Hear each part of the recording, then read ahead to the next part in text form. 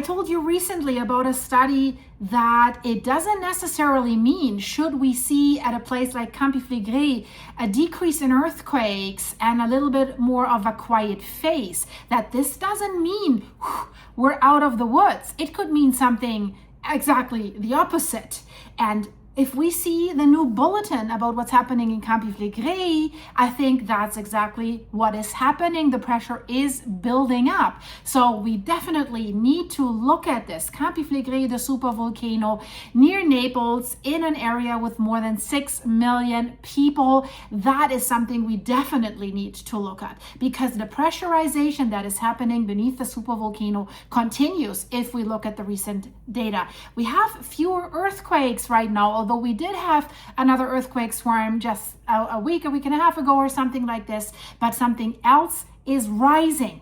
The CO2 emissions are rising and the land is rising. So that is important. If we look at that chart here, we see it was a little bit the land rise stabilizing, but now it's going up again. So what does that mean? We know that Brady seism has started 21 years ago, we have to say. It's incredible, in 2005, and it has reached almost like 1.80 meters since then. So that is really crazy. It's basically if you do 2 large steps. So, and that has caused all the issues and all the fears that have arisen. You know, the port of Pozzuoli is basically set dry now because the land has risen so much. There's grass growing where there used to be water. So the system is still under pressure. That hasn't changed.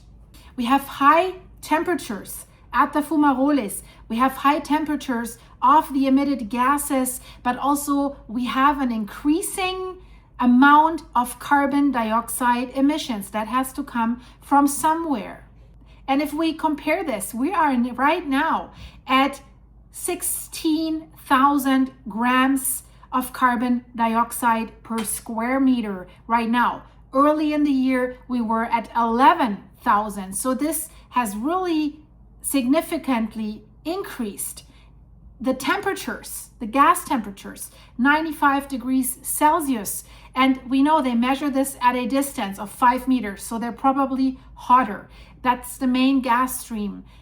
And the main fumarole that we have there, that we see in these charts, the BG fumarole in the Solfatara area, where we also see most of the epicenters of the earthquakes. That's the area where an eruption is most likely. It averages now 173 degrees Celsius.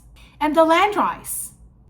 They were giving us over the last few weeks, they said, yeah, the land rise has slowed down to maybe 1 centimeter, a little bit less than an inch per month.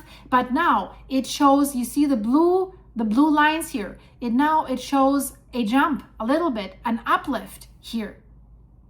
And that's a significant jump just in the last few days. And normally, and I've explained this in previous videos, we have the land rise. The land is rising, so something's blowing up underneath, so the ground is cracking. That is usually creating the earthquakes. But we have quite a unique situation there. So we could have reached the stage where it's more elastic right now, and it doesn't cause the cracking that would produce the earthquakes, despite the fact that the pressure keeps rising. So this creates a little bit of a false sense of security. Because if that is rising, something must blow up the balloon underneath the crust. There's still the chance, we have to wait for the next bulletin, that this sharp increase could be maybe because there's a fault in the measuring data, but somehow I have the feeling that it is not. So will they correct it or not? It remains to be seen. But I think this is an actual acceleration in uplift. It matches what we see with the temperature and the gas emissions. So could this be a precursor that we could see the next earthquake swarm very, very soon? Yes, it could, because at some point, if the uplift accelerates again, we've always seen earthquakes. It's hard to predict what's actually going to happen, but the image here doesn't give us any reason to think that this crisis, this volcanic crisis, how we need to call it, is over. Just on March 18th, they released a bulletin where the headline was fewer earthquakes and a slower ground uplift, right? But at the same time, they also released a news release that the Brady seism isn't slowing, right? Because of the increase in CO2 that we see every day. And now the ground uplift has accelerated most likely again. So I will keep you updated as always. Stay tuned.